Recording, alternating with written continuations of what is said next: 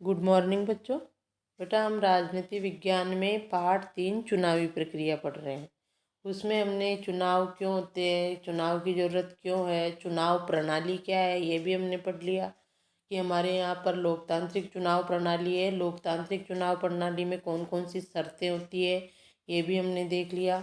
और उम्मीदवार वगैरह जो है लोकसभा, राज्यसभा में, लोकसभा में, विधानसभा में, यहाँ पर हमारे देश में राज्य में कितनी सीटें होती है, स्थान आरक्षित होते हैं, ये सब जानकारी हमने प्राप्त कर ली चुनावी प्रक्रिया के बारे में, आरक्षित सीटों के बारे में और विधानसभा और लोकसभा की सीटों के बारे में देख लिया। अब आपको पता होगा, बताओ देखे लोकसभा में कितनी सीटें हैं, राजस्थान की कितनी सीटें हैं लोकसभा में, राजस्थान विधानसभा की कितनी सीटें हैं और पूरे देश में लोकसभा के कितने निर्वाचन क्षेत्र है। निर्वाचन क्षेत्र या सीटें एक ही बात है, ठीक है। प्रश्नों के उत्तर ढूंढने की कोशिश करना। आज का टॉपिक रहेगा हमारा मतदाता सूची। देखो मतदाता सूची, एक मतदाता यानी मतदान करने वाले 18 वर्ष से अधिक आयु के स्त्री पुरुष जिनका नाम मतदाता सूची, एक 18 वर्ष से ऊपर के लोगों का नाम एक सूची में होता है, उसको मतदाता सूची कहते हैं। और जिस व्यक्ति का नाम उस मतदाता सूची में होता है वो ही मतदान कर सकता है। तो मतदाता सूची कैसे बनती है, क्या है, ये देखेंगे। एक बार जब निर्वाचन क्षेत्र का फैसला हो जाता है तब यह तय किया जाता है कि कौन वोट दे सकता है, कौन नहीं। पहले निर्वाचन क्षेत्र बनाया जाता है, फिर उसके बाद देखा जाता है कि कौन वोट दे सकता है और कौन नहीं। इस फैसले को अंतिम दिन तक के लिए किसी के भरोसे नहीं छोड़ा जा सकता। लोकतांत्रिक चुनाव में मतदान की योग्यता रखने वालों की सूची चुनाव से काफ़ी पहले तैयार कर ली जाती है और हर किसी को दे दी जाती है। इस सूची को आधिकारिक रूप से मतदाता सूची कहा जाता है। चुनाव से कई पहले ही जो है उस क्षेत्र की, निर्वाचन क्षेत्र की मतदाता सूची तैयार कर दी जाती है और मतदाता सूची कई जो राजनीति में भाग लेने वाले लोग हैं उस क्षेत्र के, उनको दे दी जाती है। आम बोलचाल की भाषा में इसे वोटर लिस्ट कहते हैं। इंग्लिश में है वोटर लिस्ट और हिंदी में मतदाता सूची। तो हम इसी का प्रयोग करते हैं बोलने में, वोटर लिस्ट। तो मतदाता सूची क्या है? लोकतांत्रिक चुनाव में मतदान की योग्यता रखने वालों की सूची मतदाता सूची कहलाती है। लोकतांत्रिक चुनाव में मतदान की योग्यता रखने वालों की सूची मतदाता सूची कहलाती है, जो चुनाव से काफ़ी पहले ही तैयार कर ली जाती है। मतदाता सूची या वोटर लिस्ट एक ही बात है। ये एक महत्वपूर्ण कदम है क्योंकि इसका सीधा संबंध लोकतांत्रिक चुनाव की पहली शर्त, जो हमने ऊपर पढ़ी थी शर्तें, उसमें अपना प्रतिनिधि चुनने के लिए हर किसी को समान अवसर मिलने से है। पहले हमने सार्वभौमिक वयस्क मताधिकार के बारे में पढ़ा था। सार्वभौमिक वयस्क मताधिकार का मतलब होता है कि लोकतांत्रिक देश में हम 18 वर्ष की आयु से ऊपर के सभी स्त्री पुरुष बिना किसी भेदभाव के मतदान कर सकते हैं। मतदान का अधिकार उनको प्राप्त है, वो होता है सार्वभौमिक वयस्क मताधिकार। सार्वभौमिक वयस्क मताधिकार के बारे में पढ़ा था।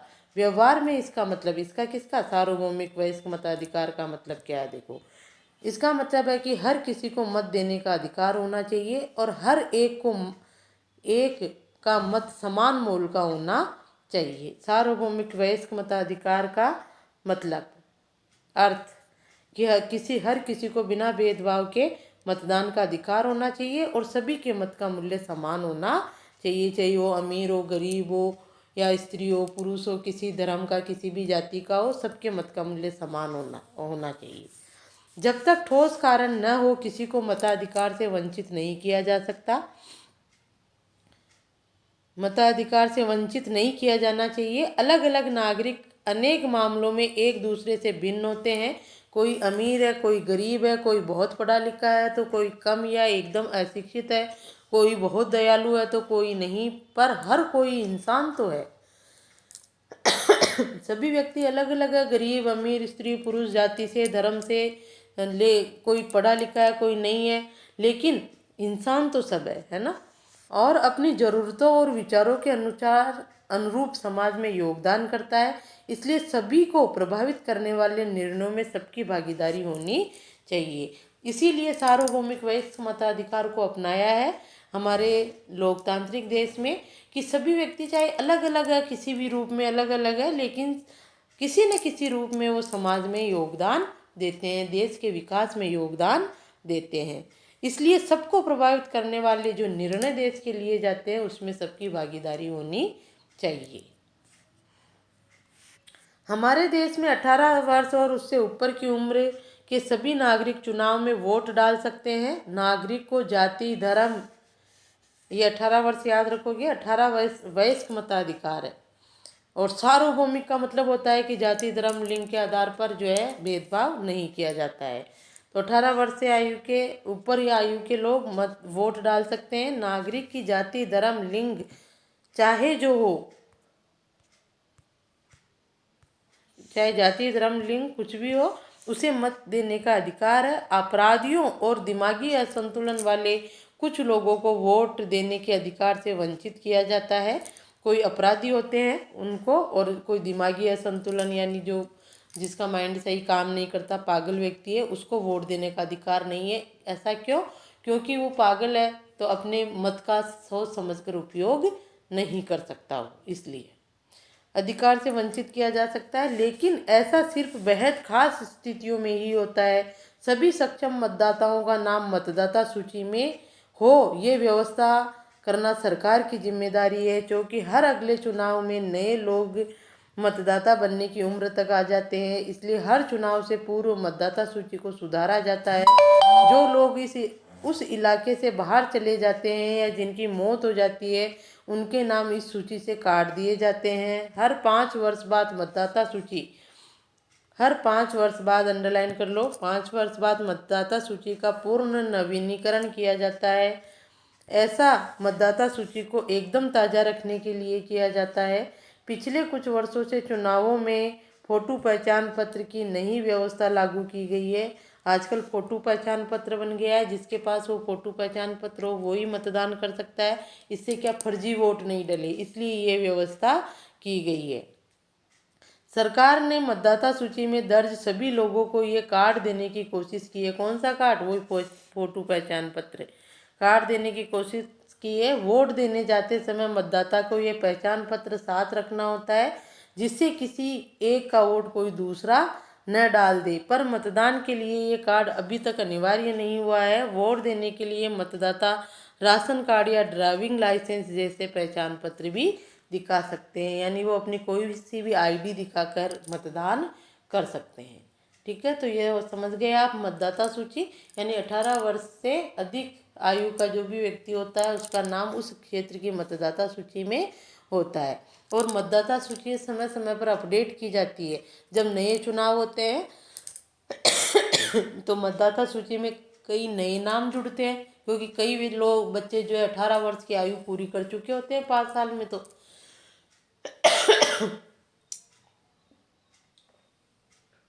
और कई लोग एक जगह से दूसरी जगह भी चले जाते हैं, किसी की मृत्यु भी हो जाती है, तो मतदाता सूची का नवीनीकरण किया जाता है। और आजकल वोट डालने के लिए फोटो पहचान पत्र भी बनाया गया है। इसके अलावा और कोई आईडी दिखाकर भी मतदान किया जा सकता है। तो ये हो गया आपके मतदाता सूची। अब उम्मीदवारों का नामांकन। उम्मीदवार जो चुनाव लड़ने के लिए उम्मीदवार मैदान में आते हैं, उनका नामांकन कैसे किया जाता है।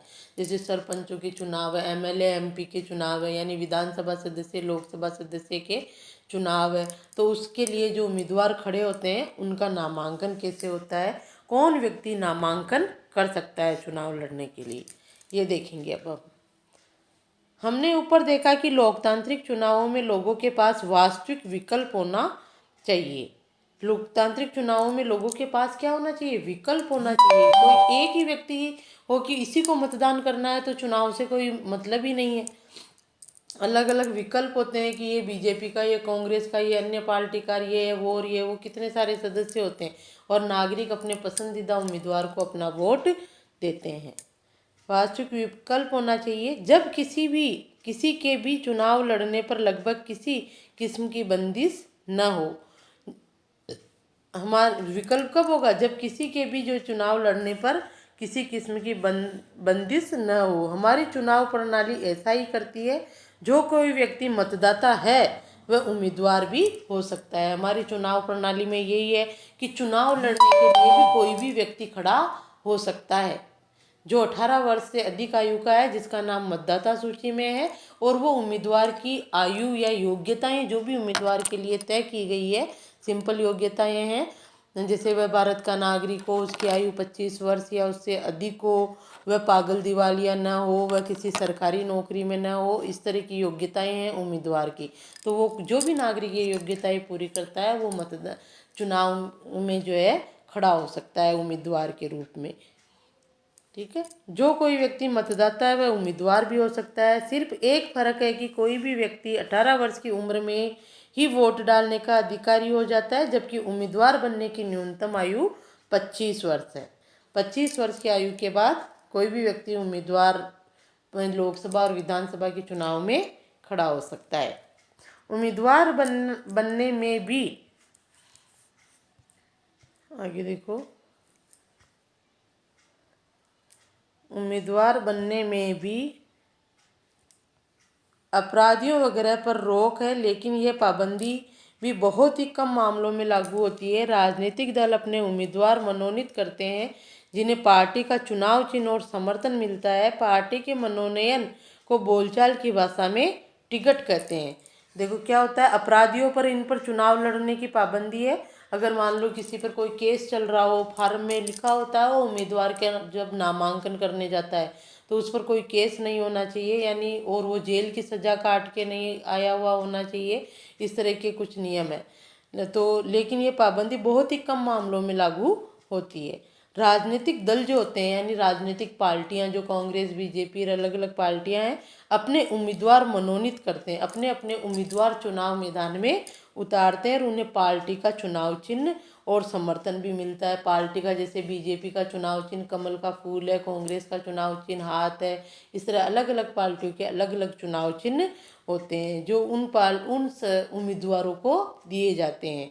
पार्टी का चुनाव चिन्ह भी दिया जाता है और पार्टी उसको समर्थन भी देती है। पार्टी के मनोनयन को बोलचाल की भाषा में टिकट कहते हैं। जिस व्यक्ति को पार्टी चुनाव मैदान में उतारती है ना मनोनीत करके, उसको क्या कहते हैं कि इसको बीजेपी से टिकट मिला, इसको कांग्रेस से टिकट मिला, इस तरह टिकट कहते हैं उसको। चुनाव लड़ने के इच्छुक हर एक उम्मीदवार को एक नामांकन पत्र भरना पड़ता है और कुछ रकम जमानत के रूप में जमा करानी पड़ती है। हाल में सर्वोच्च न्यायालय के निर्देश पर उम्मीदवारों से एक घोषणा पत्र भरवाने की नई प्रणाली भी शुरू हुई है। अब हर उम्मीदवार को अपने बारे में कुछ ब्यौरे देते हुए वैधानिक घोषणा करनी होती है। प्रत्येक उम्मीदवार को इन मामलों के सारे विवरण देने होते हैं। अब हाल ही में एक सर्वोच्च न्यायालय ने निर्देश दिया है कि जो भी उम्मीदवार चुनाव मैदान में उतरेगा उसको एक घोषणा पत्र देना होगा। उसमें क्या क्या बातें हैं देखो, उसमें प्रत्येक उम्मीदवार को इन मामलों के सारे विवरण देने होते हैं कि उम्मीदवार के खिलाफ चल रहे गंभीर आपराधिक मामले, अगर कोई गंभीर आपराधिक मामला उम्मीदवार के खिलाफ चल रहा है किसी न्यायालय में तो उसको उसका विवरण देना होगा नामांकन पत्र में, जो फार्म भरेंगे ना उसमें।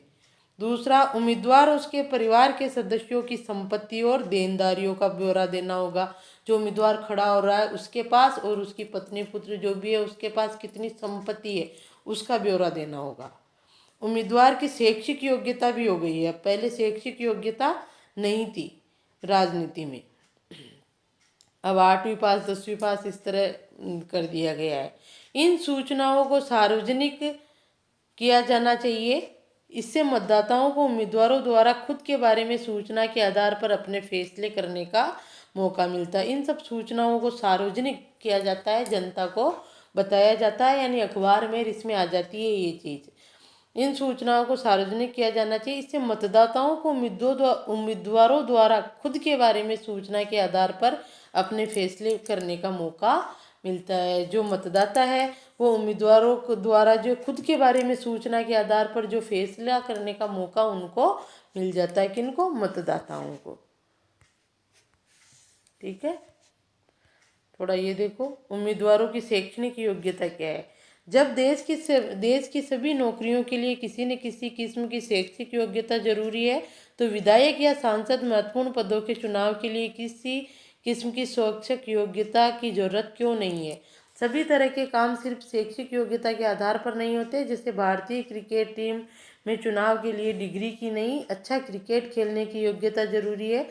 इस प्रकार विधायक या सांसद की सबसे बड़ी योग्यता यह है कि वे अपने क्षेत्र के लोगों की समस्याओं को समझे, उनकी चिंताओं को समझे और उनके हितों का प्रतिनिधित्व करे। वे यह काम कर रहे हैं या नहीं, इसकी परीक्षा उनके लाखों वोटर 5 साल तक रोज लेते हैं। इसलिए उम्मीदवारों की वैसे इतनी ज़्यादा बहुत ज़्यादा शैक्षणिक योग्यता नहीं है, लेकिन उनको नामांकन पत्र में शैक्षणिक योग्यता भरनी पड़ती है कि वो कितने पढ़े लिखे हैं। बाकी जो पढ़ा लिखा नहीं है वो भी चुनाव मैदान में उतर सकता है। अगर शिक्षा की डिग्री और प्रासंगिकता हो भी तो ये जिम्मा लोगों पर छोड़ देना चाहिए कि वे शैक्षिक योग्यता को कितना महत्व देते हैं। हमारे देश में शैक्षिक योग्यता की शर्त लगाना एक अन्य कारण से भी लोकतंत्र की मूल भावना के खिलाफ होगा। इसका मतलब होगा देश के अधिकांश लोगों को चुनाव लड़ने के मौलिक अधिकार से वंचित करना। यानी कि कई लोग हैं जो राजनीति में इंटरेस्ट रखते हैं, लेकिन वो जो है ज़्यादा पढ़े लिखे नहीं है, तो ऐसा अगर नियम बना देंगे भाई एमए बीए करा हुआ ही होना चाहिए, उच्च शैक्षिक योग्यता प्राप्त करा हुआ व्यक्ति चुनाव लड़ सकता है, तो फिर वो व्यक्ति चुनाव नहीं लड़ पाएंगे, तो उनको मौलिक अधिकार से वंचित करना हो जाएगा। जैसे यदि उम्मीदवार के लिए बीए बीकॉम या बीएससी की स्नातक डिग्री को भी अनिवार्य किया गया तो 90% से ज़्यादा नागरिक चुनाव लड़ने में अयोग्य हो जाएंगे। इसलिए जो है उच्च शिक्षा को चुनाव में कोई महत्व नहीं दिया गया है। वैसे बिल्कुल पढ़ा लिखा नहीं हो वो भी चुनाव लड़ सकता है। ठीक है, अब ये चुनाव अभियान है, ये टॉपिक अपन बाद में पढ़ेंगे। इससे पहले आप थोड़ा ये देख लो। देखो, भारत की चुनाव प्रणाली की कुछ विशेषताएं और कुछ सिद्धांत दिए गए हैं, इनके सही जोड़े बनाइए। पहला देखो आप, ये पहला है सार्वभौमिक वयस्क मताधिकार, तो इसके साथ ये आएगा पहला। 18 वर्ष और उससे ऊपर के सभी को मताधिकार देना, इसको इससे मिला दो। कमजोर वर्गों का प्रतिनिधित्व, हर चुनाव क्षेत्र में लगभग बराबर मतदाता। कमजोर वर्गों का सभी को पार्टी बनाने, एक मिनट, सभी को पार्टी बनाने और चुनाव लड़ने की आज़ादी, ये इसके साथ आएगा। खुली राजनीतिक प्रतिद्वंद्विता, सभी को पार्टी बनाने और चुनाव लड़ने की आज़ादी। कमजोर वर्गों का प्रतिनिधित्व इसके साथ आएगा। और एक मत एक मोल, हर चुनाव क्षेत्र में लगभग बराबर मतदाता, ये इसके साथ आएगा। ठीक है, ये 1 2 ये 3 4 है, इसमें 1 इसके साथ आ जाएगा, 2 यहाँ आएगा, ये 2 और 3 यहाँ आ जाएगा और 4 यहाँ आ जाएगा। ये इस तरह आपको मिलान कराना है। ठीक है, तो यह आपको HW है, कॉपी में करना है, जो मैंने अभी आपको बता दिया है, मिलान करो है ये। और इसके अलावा आपके ये दे रखी है सारणी, इसको भी आप समझोगे। देखो, ये मतदाता सूची में नाम होता है ना जिन लोगों का, वो है ये मतदाता सूची में नाम। इस तरह होता है, निर्वाचक का नाम, पिता का नाम, इस तरह से। और ये पर्ची दे के जाते हैं वोट वाले जो उम्मीदवार खड़े होते हैं, और इस तरह की होती है मतदाता सूची। ये मतदाता सूची है पूरी। ठीक है, और ये इस तरह से जो मतदाताओं की संख्या वगैरह ये निकालना, ये है आपके ये निर्वाचक नामावली 2019 की है, बिहार की। ये इस तरह से होती है, तो आप अपनी किताब में इसको देखना कि क्या क्या है इसमें। बाकी प्रश्न कोई सा नहीं बन रहा है इसमें से। और ये प्रश्न आपको HW में करना है, ये मिलान करो जैसा है, मैंने आपको बता दिया है कि क्या किसको किससे मिलाना है। सही उत्तर को आपको सामने लिखना है। ठीक है, और इसके बाद अगला चुनाव अभियान है जो हम अगले वीडियो में देखेंगे।